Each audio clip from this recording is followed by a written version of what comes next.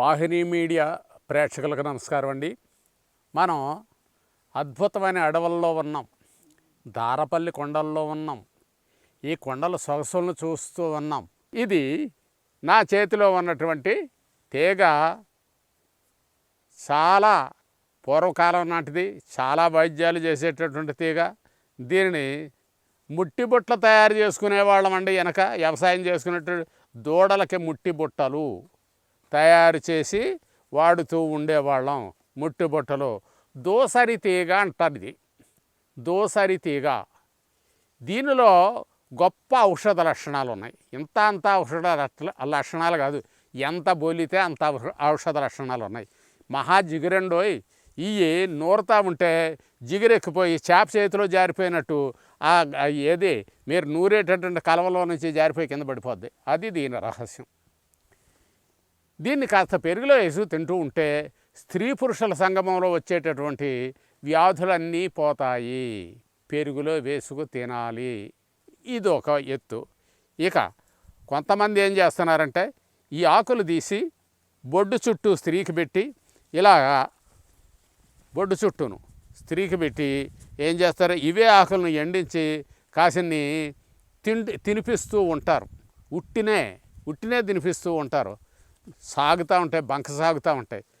కొన్ని రోజులు తినిపించేటడికి గర్భశుద్ధి జరిగి పోలోపియన్ ట్యూబ్లో ఉన్నటువంటి సిస్టులన్నీ పోయి, కడుపు నొప్పులు పోయి, నెలసరి దోషాలు, అన్ని రకాల దోషాలు తొలగి పండంటి బిడ్డ పడుతున్నారు. దీనికి రుజువు కావలసినవి ఉన్నాయి. ఇంకొకటి,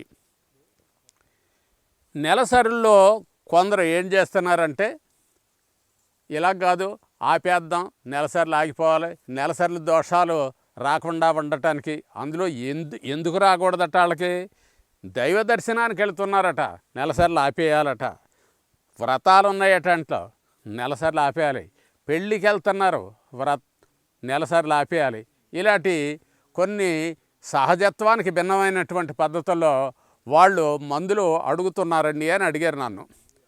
అది సహజత్వానికి భిన్నంగా వెళ్తుంటే నేను ఒక మీరు ప్రశ్న అడగండి నా తరపున. ఏమిటి?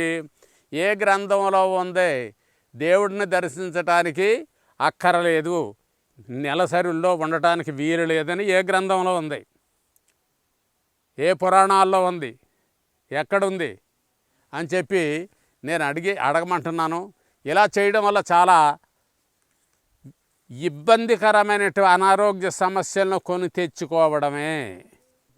ఈ తీగ ఆకుని నూరేసి 12 రోజులు అబార్షన్ అవుతూ ఉంటుంది, పోతూ ఉంటుంది. ఎన్నిసార్లు అయినా కానీ బిడ్డలు పుట్టే ఛాన్సెస్ లేదు అని చెప్పి చాలామంది డాక్టర్లు చెప్పారండి. నాకు పిల్లలు లేరు ఎలాగా అని చెప్పి. బిడ్డ పుట్టడం పోవడం ఏంటంటే, ఒకసారి వీళ్ళు అబార్షన్ చేయించుకున్నారంట. అబార్షన్ చేయించుకుంటారంటే చెరువులోకి నీళ్ళు వచ్చినప్పుడు గేట్ ఎత్తేస్తే ఎలా అవుతాయి? చెరువులో నీళ్ళు ఉంటాయా? ఉండవు. అలాగే ఆ వీర్యకణం నిలవదు, అది ఎగ్గలో కలవటానికి లేదు, తల్లి గర్భంలోకి చొరబట్టడానికి లేదు, ఎత్తేసి ఉంది గేటు. ఆ విధంగా శుభ్రంగా బయటకు పోతూ ఉంటాయి. ఎప్పుడూ అబార్షనే జరుగుద్ది. అంచేత అలా కాకుండా అబార్షన్ జబ్బు 12 రోజుల్లో పోతుంది. శుభ్రంగా పట్టేసుకుని 12 రోజులు భర్తను కలవకుండా ఉంటే హాయిగా మళ్ళీ పండంటి బిడ్డలు పడతారు.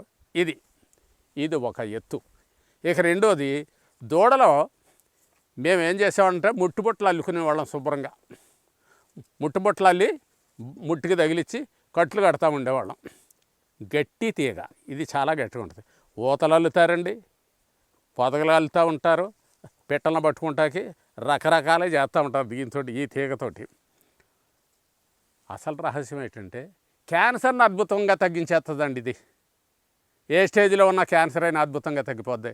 దుంప తీసుకుని కొంచెం నలగొట్టి కాస్త రసం తీసి కాస్త నెయ్యి వేసి కాస్త తేనె వేసి తాగిస్తూ ఉంటే క్యాన్సర్ కణాలు పట్ చచ్చిపోతాయి. అంతే. ఇంకంతకంటే ఏం చేయాలండి? చిన్నతగా చూడండి ఎంత అద్భుతమైందో. కాబట్టి ప్రకృతిలో ఉండే ఏ చెట్టు ఉండకూడదు, రోడ్డు మీద ఏదీ ఉండకూడదు, శుభ్రం చేయాలి. ఇంటి దగ్గర ఏదీ ఉండకూడదు, తీసేయాలి.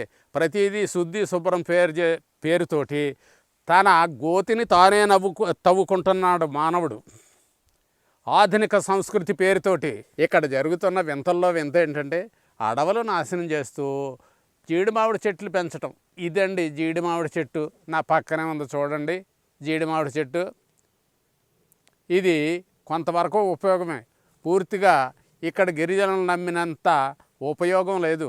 కారణం ఏంటంటే ఔషధయుక్తమైనటువంటి ఎన్నో చెట్లు మొక్కలను నాశనం చేస్తున్నారు ప్రతిరోజును. అది ఒక బాధగా ఉంది నాకైతే చాలాను. ఈ చెట్టు చేసే మేలు ఏంటంటే, పోనీ ఇది చేసే మేలు చూద్దాం. కొంత డబ్బును తీసుకొస్తోంది. 80 కేజీల బస్తా 6,000 అని ఒకసారి అంటే 20,000 అని ఒకసారి అంటున్నారు. మార్కెట్ మట్టికి స్థిరంగా ఉండదండి, ఎప్పుడు వ్యాపారుల చేతుల్లో ఉంటుంది. గుర్తుపెట్టుకోవాలి. గిరిజన సోదరిమణులంతా గుర్తుపెట్టుకోవాల్సింది ఇది. ఈ పువ్వుల్లో విపరీతమైన మకరందం ఉంటుందండి. పువ్వు వికసించినప్పుడల్లా అది అనేక రుచులు కలిగినటువంటి ఫ్లేవర్గా ఆ చెట్టు ఉన్న పువ్వులన్నా కూడా, పువ్వులు వికసించే రోజులు సంవత్సరం పొడుగుతా వికసిస్తూ ఉంటాయి అనేక చెట్లు. ఇది కూడా వేసవికాలమే వస్తుంది. చింత వేసవికాలం వస్తుంది. అలాగా కొన్ని రకాల రుచులు కలిసిన తేనె అద్భుతంగా మనకి అందుతుందండి, అందులో ఏమీ కలపకుండా పోతే. ఇక ఈ కాయల్లో ఉన్న పప్పుంద చూశారు, మహా రుచిగా ఉంటుందండి. మనసు ఊరించేస్తుంది. ఎంత తింటే అంత బలం. లావెక్కిపోతారు మనుషులు. తిని లావెక్కిపోతారండి జీడిపప్పు తిని. పాయసంలో వండుకోవచ్చు, ఔషధాల్లో వాడచ్చు, ఫేస్ ప్యాకుల్లో వాడుకోవచ్చు. ఫేస్ ప్యాకుల్లో కూడా వాడుకుంటారండి. అది అలాగ చేసుకోవచ్చు. డొలకలు తీసి కింద పారేస్తారండి. ఆ డొలకల నుంచి రసం తీసి చక్కగాను తయారు చేసినటువంటిది ఉంచి దాన్ని పొక్కకుండా చేయాలి.